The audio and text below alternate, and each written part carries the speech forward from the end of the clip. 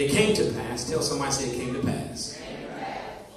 The Lord was about to take up Elijah to heaven by a whirlwind, that Elijah went with Elisha from Gilgal.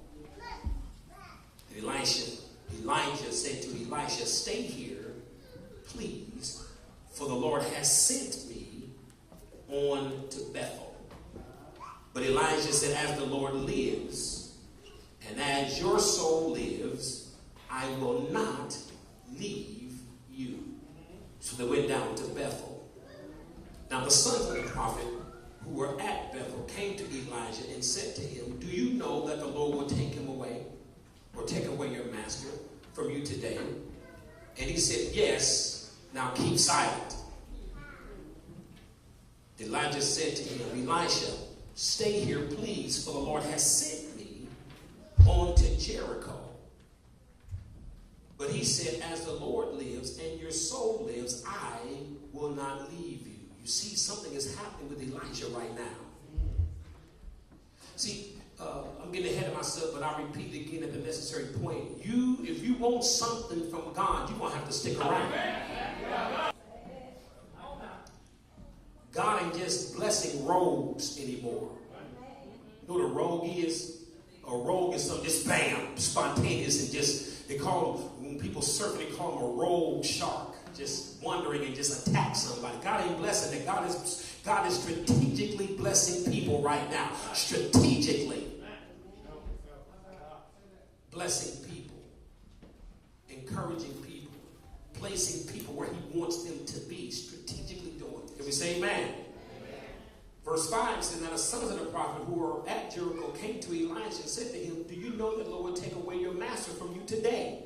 He answered, yes. Now keep silent. Then Elijah said to him again, stay here, please, for the Lord has sent me to Anderson. But he said, as the Lord lives and as your soul lives, I will not leave you. So the two of them went on.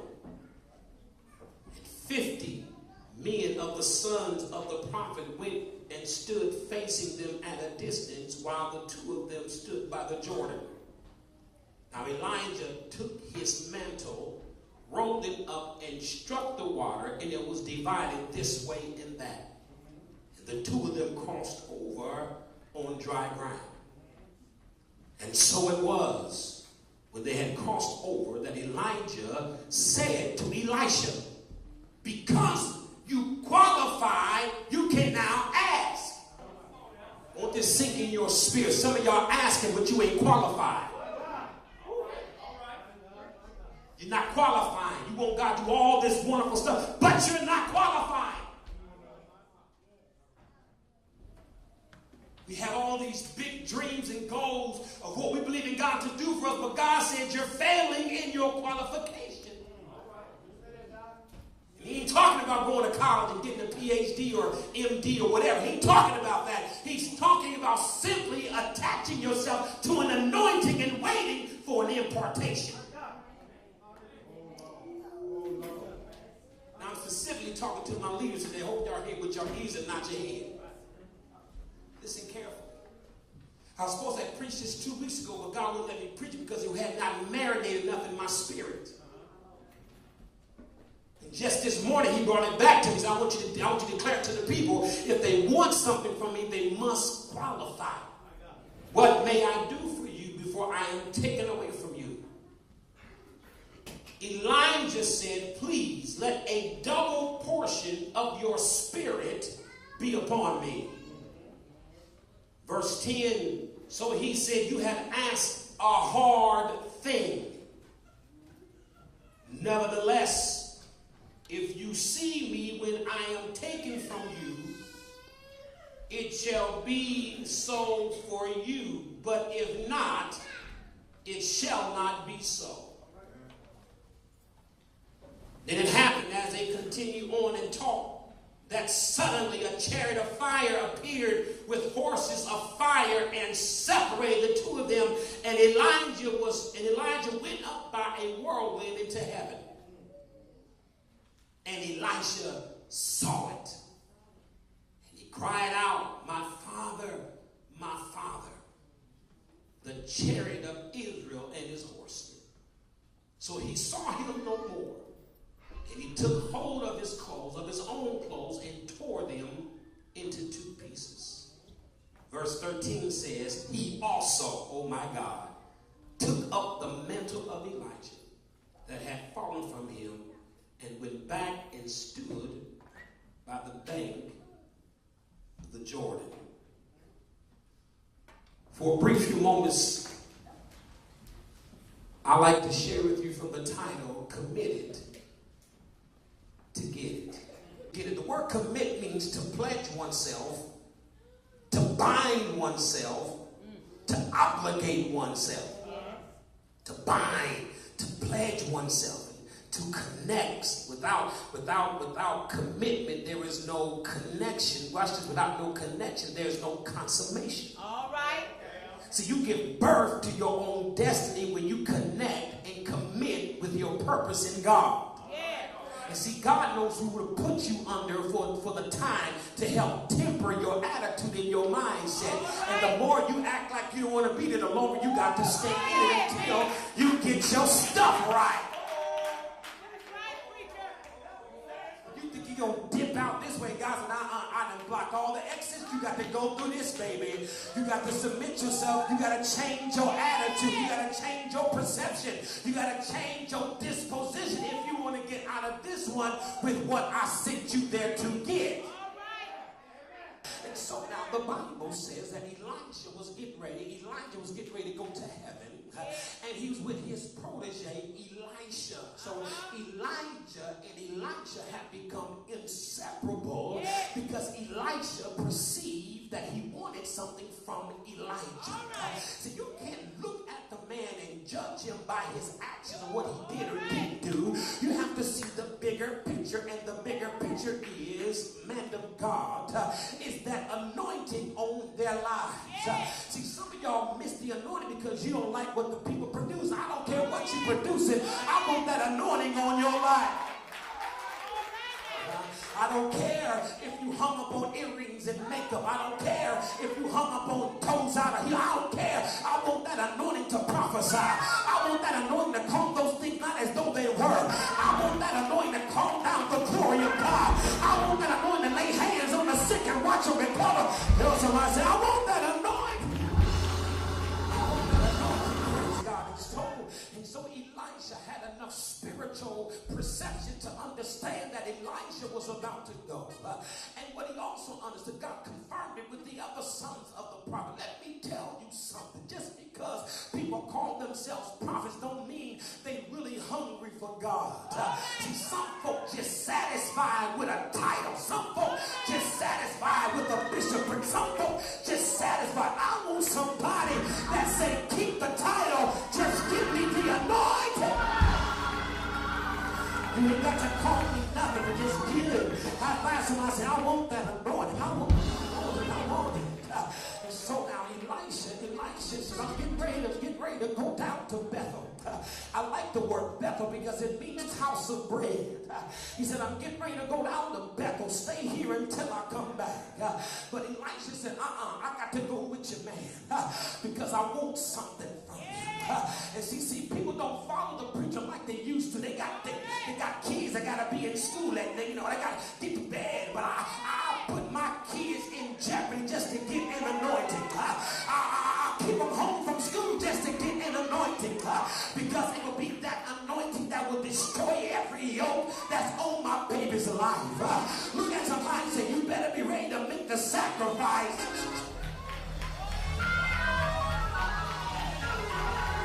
Tell somebody, say, you better be ready to make the sacrifice. Y'all see that? I got a few more minutes to go. It doesn't matter what I have to do. I have to get that anointing. So Elisha said, it don't matter. I'm going to go with you down to Bethel. And the story says that Elijah went down. Tell somebody they went down to Bethel. They went down to Bethel. Now the sons of the prophets who were in Bethel came to Elisha and said, do you know that the Lord will take your master from you today? And you would wonder in your mind if this was Elijah, the great man of God that brought Jezebel into judgment, that killed the prophets of Baal. How come the other ones wasn't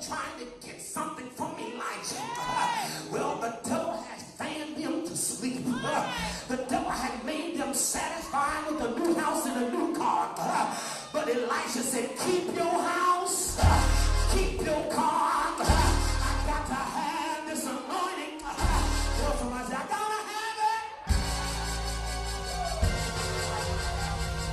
Tell somebody, I got to get it. I got to get it, praise God. And so now he said, I got to go somewhere else. He said, I'm getting ready to go down to Jericho. And he said, please stay here, Elisha. Elijah said, as the Lord lives and your soul lives, I'm going to go down to Jericho with you. See, God needs some people like that will commit themselves to the man and woman of God.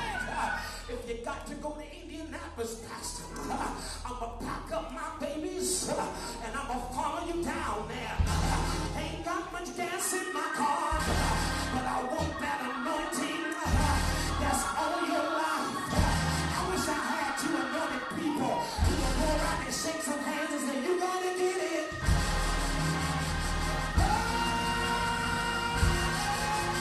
You got to get that anointing. Now sit down, sit down, sit down. Help me, Jesus. He said, I'm going down to Jericho. As the Lord lives in your soul, I will not leave you. So they came to Jericho. And the sons of the prophets who were at Jericho said the same thing to Elijah. Do you know that the Lord will take your master from you today? He said, yes, I know it. Now shut your mouth. In other words, you ain't got to rub it in my face. I done got attached to this man. I done got attached to seeing the glory. I done got attached to seeing the power. I done got attached to see the magnificence of God. And I don't want God to take him just yet. Look at somebody and say, neighbor, you better pray that the Lord keep your man of God, keep your woman of God healthy and strong. Somebody say, pray for him, pray for him, pray.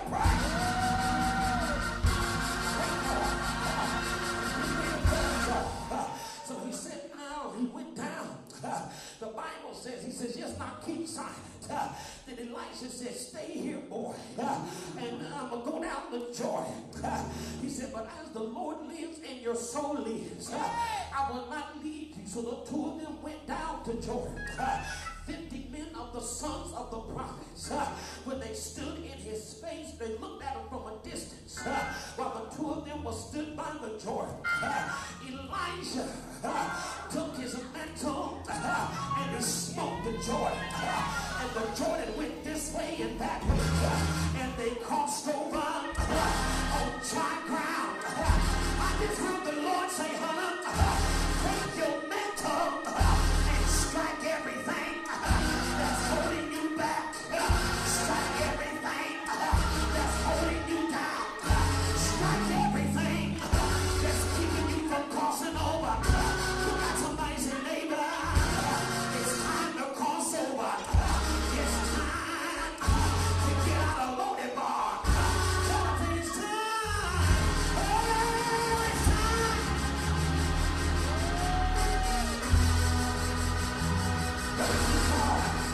I got about 7 more minutes. I'm sorry, this way over your head and you think this a little wild. But tell somebody, say, you ain't seen nothing yet. You ain't seen, tell them you ain't seen nothing yet. When the Holy Ghost falls on the one, when the glory of God falls on Raiden, when the power of God falls on Alexis, when it falls on our young people, when it falls on Michael, when it falls on Rashonda, God said, give me a praise right there. And I just might let the glory come on down. And then let the glory praise them up. Go ahead and praise.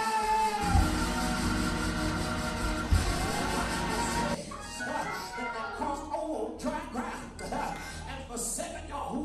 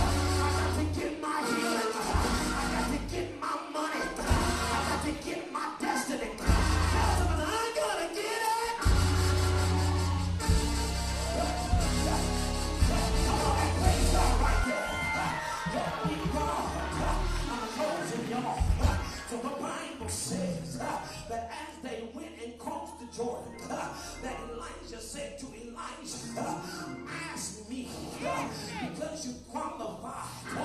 You follow me everywhere that I went. You didn't let me out of your sight. Other folk trying to discourage you like they got discouraged. I just heard the Lord say, beware of the spirit of discouragement.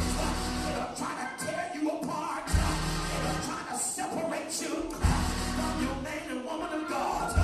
Be careful, person, that the people you talk to ain't talking down about your church. But put them in check and say, I'm sorry. Come on, say, I'm sorry. There's a man of God. There's a woman of God. The blood dealt with the past. The blood dealing with your past. Come on, say, the blood. Let a double portion of your spirit, let it get on me. God, I don't think Elijah knew what he really was asking, because the prophet said, you have asked a hard thing, but he said, nevertheless, if you see me when I'm taken up from you, it shall be done. But if you don't see me when I go up, you won't get no anointing. That's why God has trapped you in this season, because he wants to see, he wants you to see me go. When you see me go up, you can get your mantle. I wish I had a church in here that will bless God right there. They say, I'm going to watch you go up. Okay, watch the pastor, watch him, watch him, watch him, watch him. Tell him, say, he going up.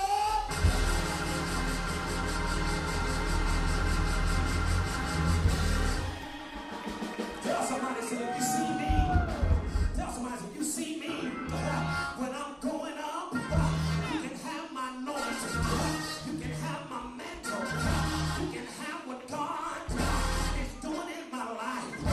Tell somebody, say, don't be fooled by what you see today. Don't be fooled by the car that I'm driving. Don't be fooled by where I live. I'm going up. Tell somebody, say, I'm going up. Come on, somebody say, neighbor, I'm going up to the high place. I'm going up to the mountain of God. I'm going up to a greater power. I'm going up to a greater ministry. I'm going up. I'm going up.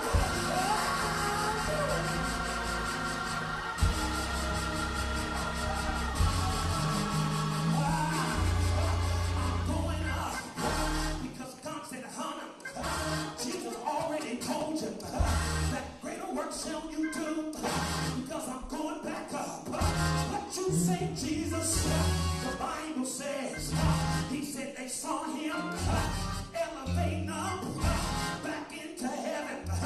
But he said, go back to Jerusalem until, well, somebody say, until you be endued with power from on high.